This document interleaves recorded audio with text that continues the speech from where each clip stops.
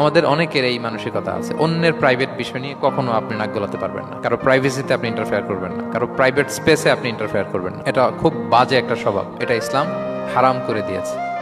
আমাদের অনেকের মধ্যে আছে খুঁটে খুঁটে, ভাই এটা কি ওইটা কি করছেন, সরকারি চাকরি না প্রাইভেট চাকরি, বেতন কত, বয়স কত, ওইটা কত, হাবি যাবি, এটা তার ইটস নট হিজ বিজনেস। তারপরে মানুষ খুঁচিয়ে খুঁচিয়ে নিঃসন্তান দম্পতি আমি দেখেছি, তাদেরকে পেলে অনেকে, ভাই কি সমস্যা, কয় বছর হইল, বাচ্চা নিচ্ছেন না কেন, কবে হবে, কার সমস্যা, আপনার সমস্যা না ভাবির সমস্যা, বেটা তোর কি সমস্যা এটা বল।